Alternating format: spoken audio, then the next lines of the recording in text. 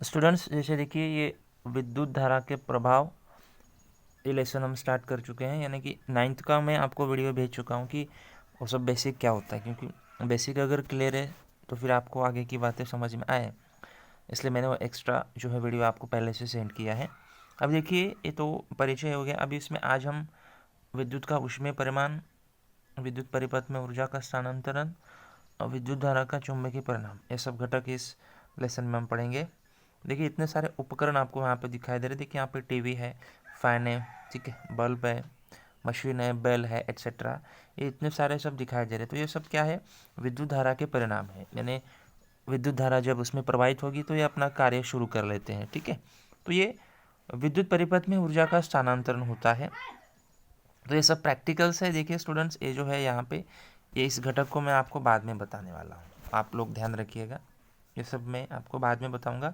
पहले जो टॉपिक जो उससे रिलेटेड है आगे धीरे धीरे मैं उसको एक एक करके कवर करके आप मतलब एक एक करके क्लियर करके आपको दे देता हूँ। तो उससे पहले हम लोग ये विद्युत धारा का ऊष्मीय प्रभाव क्या होता है उसको मैं बता देता हूँ। देखिए कि विद्युत परिपथ में विद्युत प्रतिरोध जोड़ने पर विद्युत धारा द्वारा उसमें ऊष्मा निर्मित होती है, उसे ही विद्युत धारा का ऊष्मीय परिणाम कहते हैं। जैसे विद्युत धारा कैसे प्रवाहित होती है वो तो मैंने बताया है, लेकिन अगर किसी परिपथ में उसको अगर जोड़ा जाए, परिपथ मतलब आपको तो पता है कि जो बोर्ड वगैरह होता है, वायर में से विद्युत धारा जाती है, तो विद्युत परिपथ में विद्युत प्रतिरोध जोड़ने पर विद्युत धारा द्वारा देखिए उसमें से क्या होता है, ऊष्मा निर्माण होता है। कभी आपने देखा होगा कि मान लो आपने फैन लगाया है, ठीक है, फैन लगाया तो देखिए फैन रात भर चालू है, तो आपने जो वायर कनेक्ट किया है ना, तो उस वायर को आप हाथ लगा के दे सकते हैं, तो वायर क्या हो जाता है, वो गर्म हो जाता है, बराबर ना।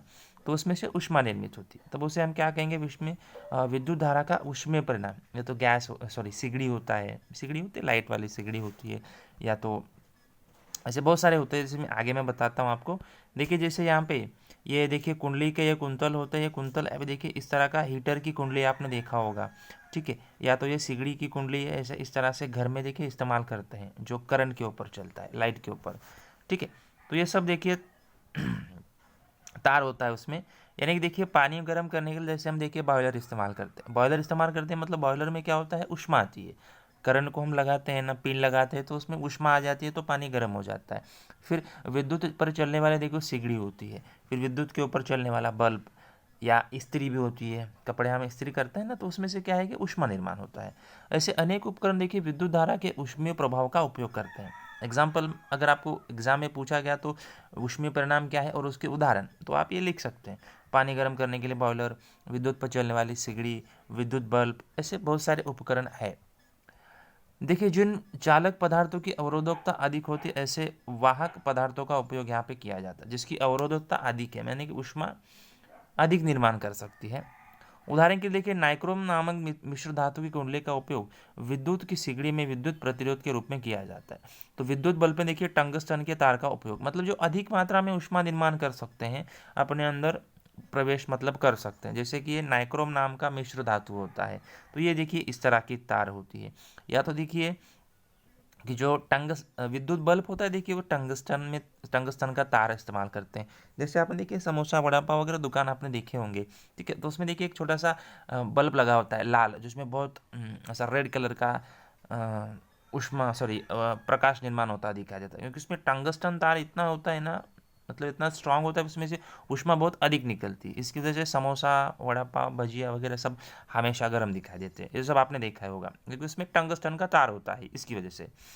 और देखिए विद्युत धारा के कारण यह तार गर्म होती है, लगभग उसका 3400 डिग्री सेल्सियस तक उसका मतलब ऊष्मा तापमान होता है डिग्री सेल्सियस, और उससे प्रकाशित उत्सर्जित होता है, तार से कुछ मात्रा में देखिए ऊष्मा भी उत्सर्जित होती है। तो ध्यान में रखना है टंगस्टन का जो तार होता है ना, उसका जो सेल्सियस तापमान देखिए लगभग 3400 डिग्री सेल्सियस तक होता है, ये आपको ध्यान में रखना है, टिक करके रखना है, ठीक है। तो देखिए इस तरह का, ये देखिए इस तरह का बल्ब आपने देखा होगा, ठीक है। तो ये कांच का आधार होता है, बीच में ये निर्वात निष्क्रिय गैस है, इसमें अंदर गैस रहती है, कभी बल्ब भी देखो फट जाता है तो उसमें से गैस निकलती है। और स्क्रू जैसी है देखिए टप्पी है, जिससे हम वो होल्डर को कनेक्ट करते हैं, जो उसको होल्ड करके रखता है। और ये देखिए नाल कुंतल प्रकार के बल्ब का ये तंतु है, और ये कांच का बल्ब है, और बीच में ये क्या है, टंगस्टन का तार है, जो उसमें से अधिक मात्रा में ऊष्मा या प्रकाश भी बाहर निकलता है। तो ये कुंडली का प्रयोग होते हुए आपको दिखाई देगा।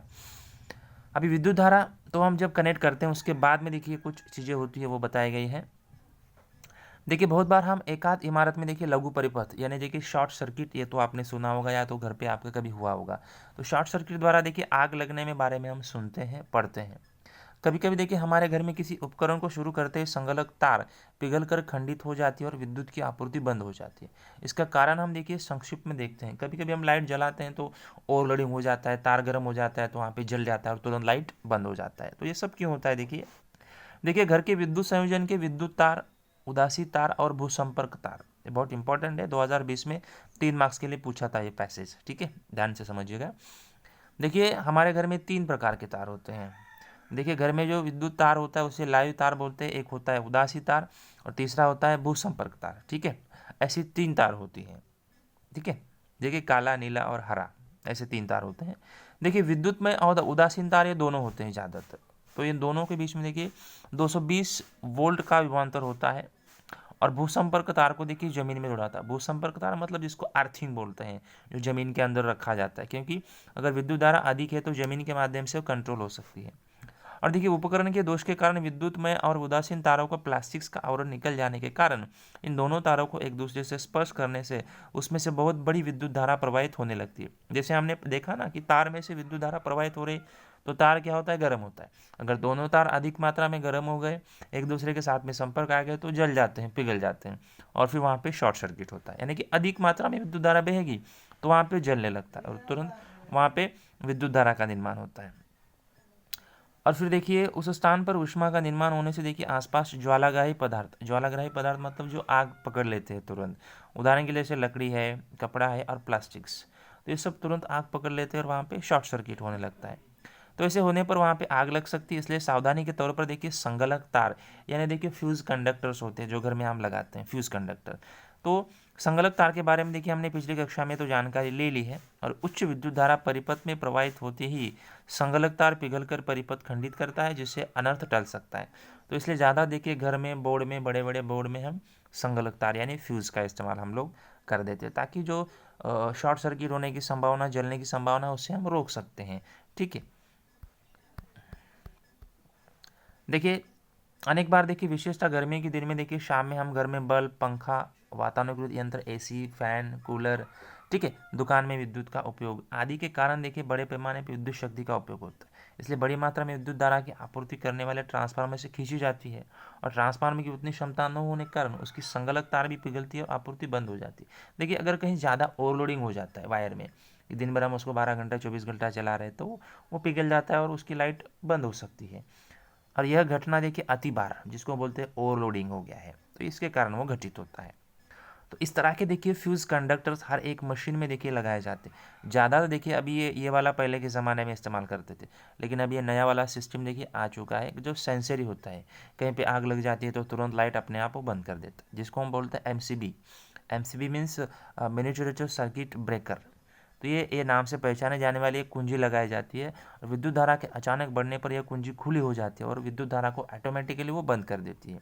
इसलिए विविध प्रकार के देखिए एमसीबी का उपयोग घर में इस्तेमाल किया जाता है, जो संपूर्ण घर के लिए, लेकिन संगलक तार का उपयोग वहाँ पे किया जाता है, ताकि जो शॉर्ट सर्किट वगैरह होता है, जो दुर्घटना हो सकती है, उससे हम बच सकते हैं, ठीक है। तो ये सब हम लोग इस्तेमाल करते हैं। बाकी की जानकारी पहले वीडियो में तो मैंने आपको 9th में जो सिखाए थे वो तो मैंने बताया गया। उसके आगे में जो एक दूसरे से रिलेटेड टॉपिक है मैं उसी को लेके, क्योंकि इसमें थोड़ा आगे पीछे वगैरह दिया हुआ है, ठीक है। तो जो भी डाउट रहेगा आप पूछ सकते हैं।